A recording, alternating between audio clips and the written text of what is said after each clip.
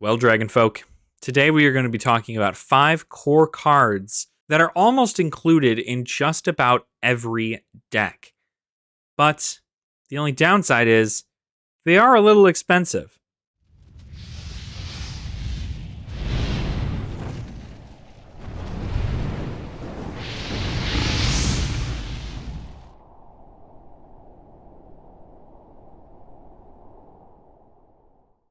Welcome on in, Dragon Folk. I hope you're all having a fantastic day. I know I am.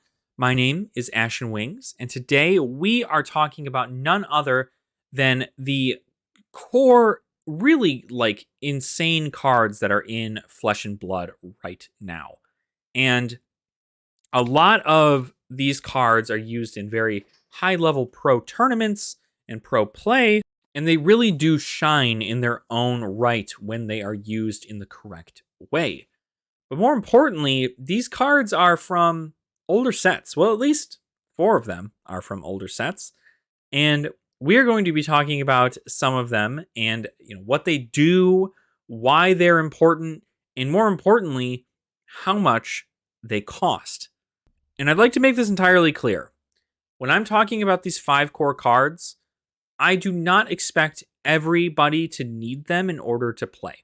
This game is very budget friendly, and you do not need any of these cards in order to play. Some decks have nice replacements for these cards, but the goal is to eventually get those, especially if you are going to be doing some high-level pro circuit stuff, right? If you're planning to enter pro quests to get pro tour invites and get first place, if you're planning on going to callings, if you're planning on going to battle hardens, if you want to be any part of a national championship, you should probably look into these cards just as a general just as a general assortment of stuff to get yourself prepared for a bunch of different kinds of decks and to really prep yourself for the meta. And while there are a lot of replacements, just know that these cards, the first 3 we're going to talk about, a playset is pretty great, right? You're going to want about 3 of them. But once you get a playset, or even any of the other cards that we talk about that's like equipment as such, you only need 1. So you don't need to worry about getting any more of these. And later on down the road, they'll be just as useful then as they are now, which is why we are going to talk about them. So, of course, for those of you who don't know, and this is like, I'm like an Internet Explorer. We're going over these cards. And I think everybody is pretty aware in the Flesh and Blood universe. For those of you who are new, though, we're going to talk about the cards at hand as to why they're important. So, first, we have on the list Enlightened Strike. So Enlightened Strike is a generic action attack. All of the things I'm going to be talking about are generic in their typing. So you can use them for any deck, no matter what hero, any deck, you can use them. And that's why things like this are important. That's why it is important to get these generics, because these generics can be switched between heroes depending on meta. So it is important to take a look into that and be able to test at your LGS. So Enlightened Strike here, it comes in for 0, and then it is a 5 attack card. It also blocks for 3, which is nice. Anything that blocks for 3, that's a regular attack, it doesn't get much higher than that. So can't be bad. It blocks for 3, it comes in for 5, it costs you nothing to play it. But it does actually have a cost. Its cost is you have to take a card from your hand and put it in the bottom of your deck, or sink it, as some would say. The only difference is that you don't draw a card, unless, of course, you choose that ability amongst the 3 abilities that are located here in the card. The first one allows you to increase this card's attack by 2, therefore bringing it up to 7 attack value, which is a breakpoint and can be used at the end of go again chains. So just think about that. It's coming in for 7 damage for nothing besides a card from your hand put to the bottom. You lose no cards. You also gain addition. You get a breakpoint, and it's amazing. On top of that, you can also, if you wanted to, instead of choosing the +2 power, you can instead choose to give it go again. So now this is coming in for 5 damage and go again, and all it costs you is a card from your hand. But of course, the first option is much like I said, When they call it a sink, you're essentially taking a card from your hand and you're putting it at the bottom of your deck, and then you draw a card, because that's what sink below does, right? That's a defense reaction. But in this case, right, you get an attack that is also a sink below if you choose this option, because you put a card from your hand to the bottom of your deck, and then its third option, which you can choose, is to have you draw a card. So essentially changing things up in how it works, giving you new cards to add to your hand. Unfortunately, that does not give it go again, so you're still stuck with it at the end of your turn, but it may be able to pull that defense reaction you might want to arsenal to end your turn to prepare you for the onslaught that might be the wide Fi play during the next turn. Now, Enlightened Strike had come out, oh god, I want to say, I don't actually know, but I know that its most recent printing was in the history packs. They are all white-bordered, non-foil versions of this card. But even with a white-bordered, non-foil, reprinted version of Enlightened Strike, this card is still going for $40 a card. And you will need 3 of them in most cases. So essentially $120 for a playset of Enlightened Strike. Now, if you just wanted to start here, this is a fantastic place to start.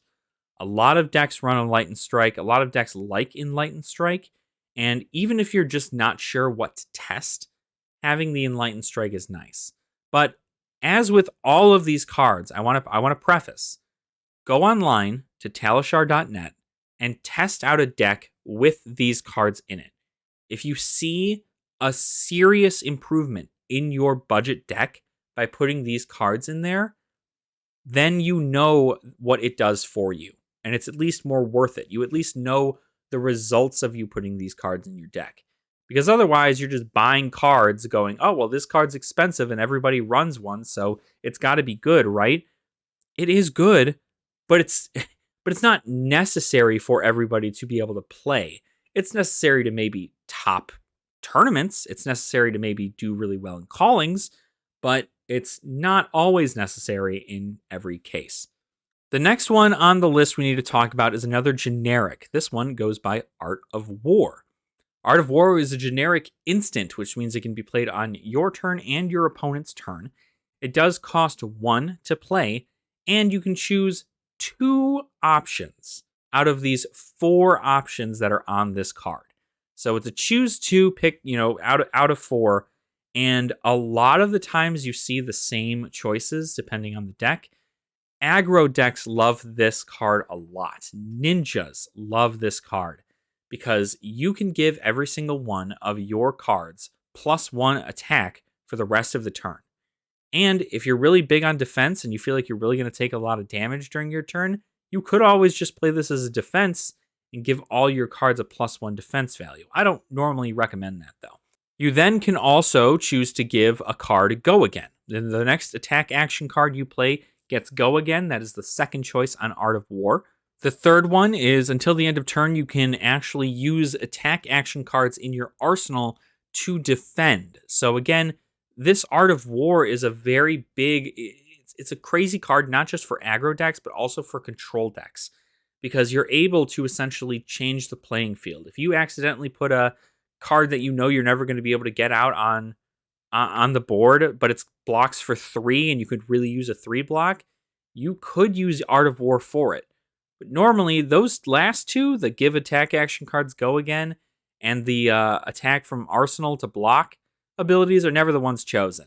It's normally the first one to give all of your cards an additional power to their stuff, an additional +1 attack. And then the fourth option, which is banishing an attack action card from your hand to then draw 2 cards. So essentially, you are sacrificing one of your attack actions in your hand, normally one that you would not be able to chain properly with, to then get 2 cards from your deck, which any of them, even with any luck, both of them, you could continue to chain in to your combo. Now, of course, like I said, ninjas love this card, and it is very understandable why they do.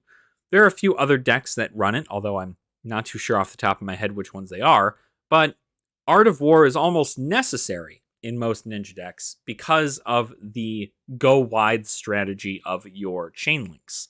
So it is very important in those decks. And while, again, not entirely necessary, there are other cards you could run in replace of it. But of course, the point is to start at budget level and then work your way up. And Art of War will always make your ninja deck better. I mean, always and forever will always make it better. So Art of War is one of those things you can use in ninja. If you find use for it in any of the future heroes that come out, if you find use for it in any of the past heroes that already exist, Art of War is available for you because it is a generic. Now, this card was also printed in that same History Pack Volume 1 that has the white border with no foiling. But it's still expensive, and it's expensive all around the board, essentially. For this card, in non-foil white border from History Pack, the cheapest version you can find it is currently $60. Most of these cards, like I had said, just like with Enlightened Strike, you're going to want 3 of. So that means that you are looking at $180 for 3 cards. Now, $180 is a pretty big investment. And luckily for this, work with what you got for right now. Maybe every paycheck or every other paycheck, save up, buy one of them. And then you can just keep doing that. The season cycles are not so fast to the point where you're not going to be able to, by the next season, have the opportunity to have these cards. And again, once you get 3 of them, you don't need to worry about getting any more. The next card on our list, and the final playset you're going to want to start working yourself towards, is none other than Command and Conquer. This card, again, was also printed in that History Pack Volume 1. All 3 of those, you can tell, were Majestics, and they've been Majestics the entire way through. Of course, other than Command and Conquer, which did just get a Fabled reprint in Dynasty, the most recent set. Now, Command and Conquer is a very situational card. Not something that I would really truly consider something that is like detrimental to the win or loss of a game, because normally people know how to respond to Command and Conquer now. But it is still quite a threat.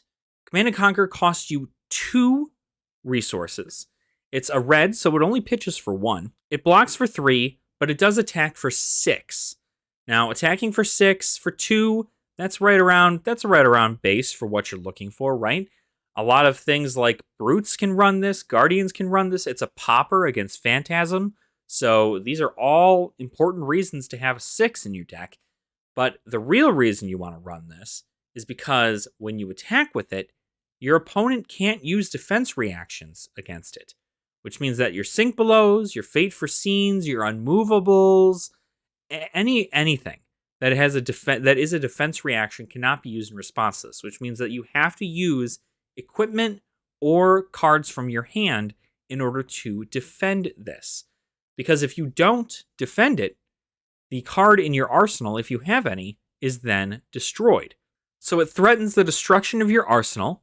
It also threatens Phantasm. It threatens any of the big 6 stuff in Brute, right? Brute can utilize this and discard it to the grave. I guess it has to be a Brute action, I think.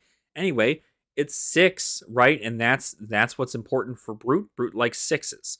So all these opportunities. You also have all these decks that use the arsenal a lot. Dromai is very, very much so a defensive deck, at least when not played in the Red Hot version. And the defensive decks like to run defense reactions. You also have Guardian like Oldhim. Oldhim's got defense reactions. Granted, he himself is like a defense reaction. You have Lexi and Azalea both. They run arrows. They're rangers, and rangers have to put their stuff into arsenal.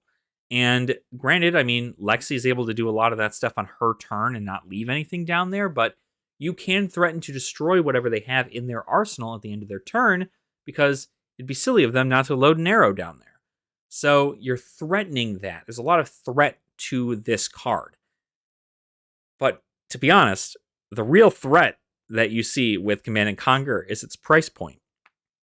Because as of right now, Command & Conquer, in its white frame, non-foil version, is $90. $90 for this thing. That's insane.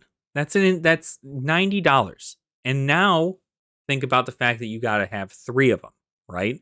That is an easy $270 for 3 cards. And these cards are used a lot in high level play. Are they necessary? Again, absolutely not. There are cards that allow you to destroy Arsenal. There are other cards that exist that allow you to destroy Arsenal. Some decks don't even care about destroying your Arsenal, right? It does not matter to them that you have a card in Arsenal because sometimes it's just not a defense reaction, or it's not anything that is important to their combo piece. Sometimes it is, but sometimes it's not. And so it all depends on what you're going up against all the time. Again, I would go online to talishar.net, upload your budget deck, add Command and Conquers to it, right? And then see whether or not this is something that is so necessary for your deck. If you don't feel like it's necessary, don't buy them, right? But if you want to have an introduction to other heroes and their meta decks, you may want to look into getting some, even if it's just one at a time, because that way you'll be prepared for when these decks are, hitting meta, whether they be new heroes or old heroes. So Command and Conquer, it also has a flashy version. So if you really wanted a fabled Command and Conquer with new art from Dynasty, you could always do that, but that's like a $450 card, and there's probably no way you're getting 3 of those unless you're really loaded. And at that point, my PayPal's in the description. You can go ahead and just send me some of your kindness over here. Now we're going to move on to our equipment. So there are 2 pieces of equipment that I want to talk about, and of course those 2 pieces are generic pieces of equipment, which means they can be used with any hero. The first one I wanted to talk about is none other than Crown of Providence. It is a headpiece that was introduced in Uprising. It's the only card that is very recent that has seen a lot of good play recently because it does a lot of fantastic things and it's a generic headpiece, so it can be utilized everywhere. So let's explain why this headpiece is good at all and if there's even anything that could slightly be a budget version for it. So Crown of Providence, it allows you to essentially sync your arsenal or a card from your hand when you defend with it. So if you defend with it, first and foremost, it defends for 2, which is great. Defending for 2 is pretty good as far as armor goes, right? But, the more important part there is it allows you to change up your arsenal and change up anything in your hand when you do block with it. So let's say you drew into a dead card that was not going to help with your combo next turn. Or maybe you needed a yellow when instead you got a red. And you're like, well, I really hope that I can do this. Of course, it's all up to chance, right? If you arsenaled something that you figured is going to be more important in your hand during the next turn, you can just bring that card, from the bottom of your deck. That way you can utilize it for later in case somebody is threatening Command and Conquer or some kind. You can always go ahead and do that. So that's pretty much the concept. It blocks for 2. It does get destroyed after the combat chain closes because it does have Blade Break.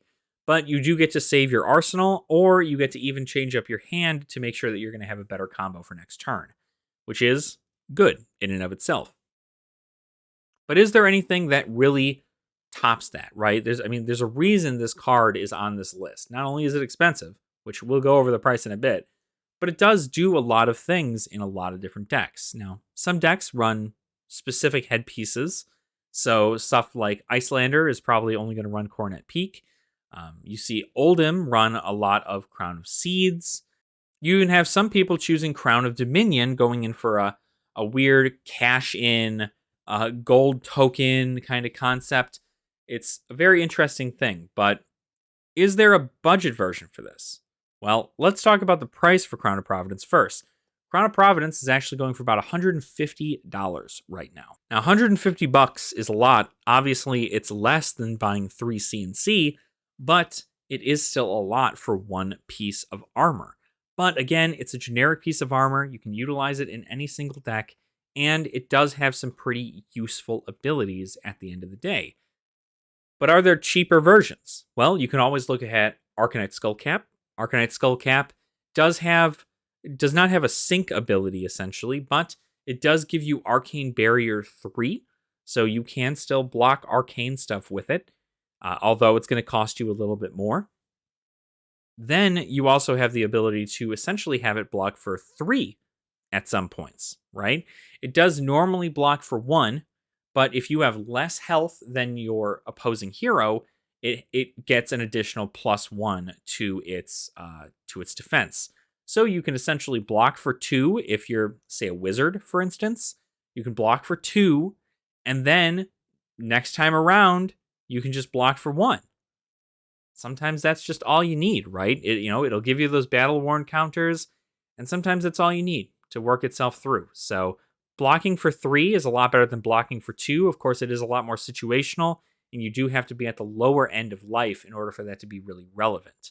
But it's not too bad a helmet. That Arcanite Skullcap is only $55. So it is $100 less than the Crown of Providence and does just about the same thing as far as defending goes. But then we have my most budget that I like for this headpiece, which is Ironhide Helm. It's helped me a lot in Dromai, strictly because you're essentially able to do a lot more in regards to getting an Ash, as well as all this other stuff, but this blocks for 2. And that's like one of the more important parts, is that it blocks for 2. So you have to defend with it, and then you have to pay a resource in order for it to gain +2, and then after that combat chain closes, it's destroyed. So that helps with defense. You're able to get stuff into the pitch zone. Let's say maybe you just wanted something to be at the bottom of your deck for second or third cycle, and you can utilize a 2 defense armor piece.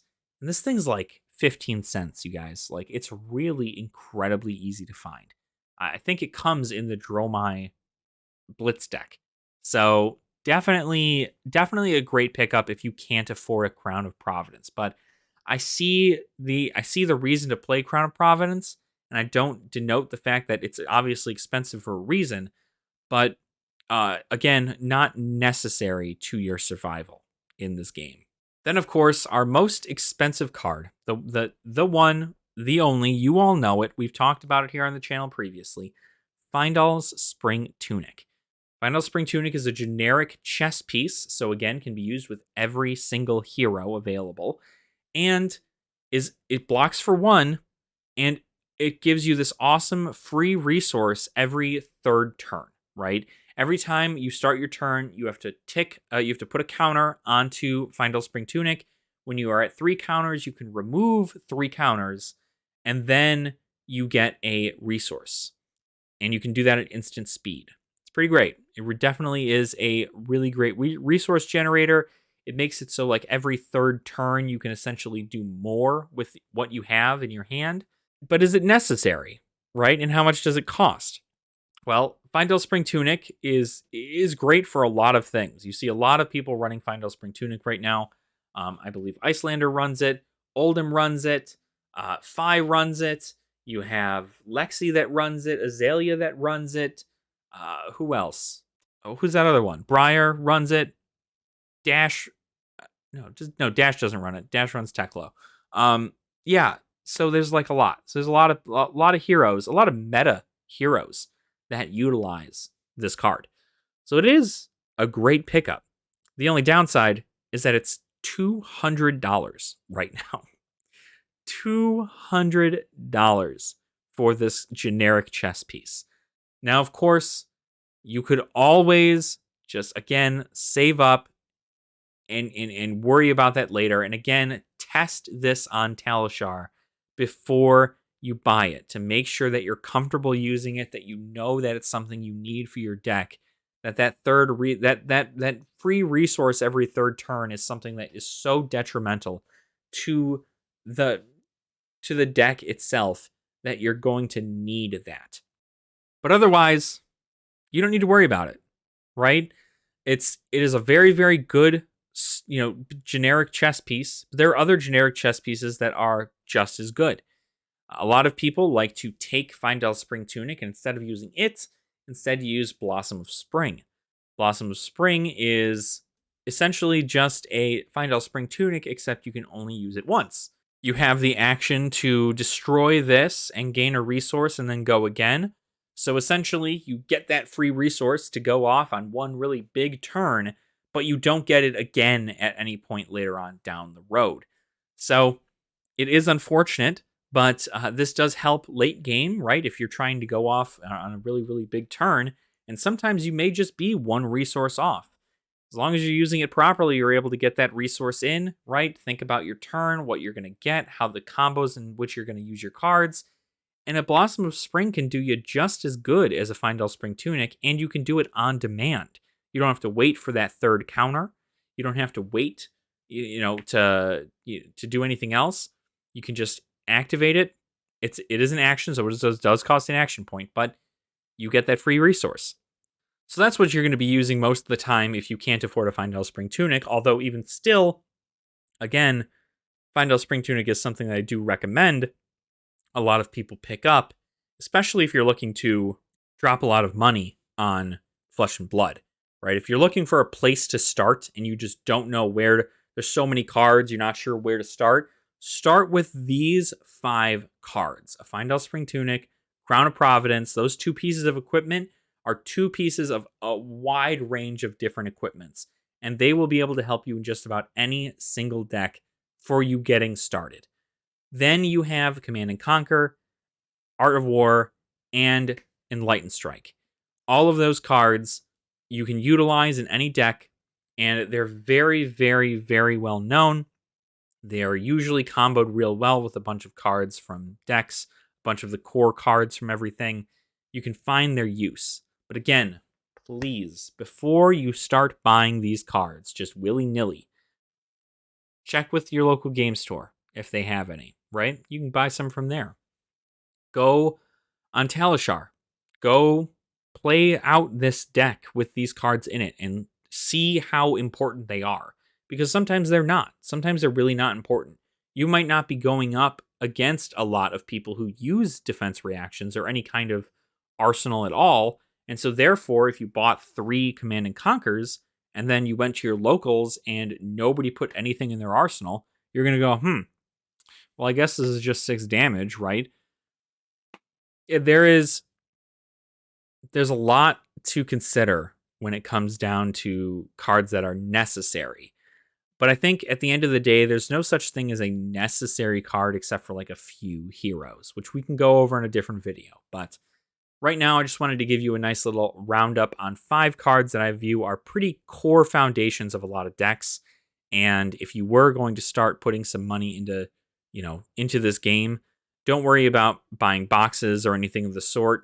Get these cards first, because these cards will help you building just about any deck you ever could want. And they are really good. So that's also why they're priced so incredibly high. So let me know in the comments down below if I missed one, right? Maybe there's a more important card than any of the 5 that I've listed here. Let me know in the comments. And while you're down there, make sure to like the video and subscribe to the channel as well if you have not already. You can also look in the description down below for a Patreon link if you wish to support the channel in a more monetary sense, but it is absolutely not necessary. So thank you all so much for watching. I do really appreciate your support, and I will see you all very soon. Nerd out.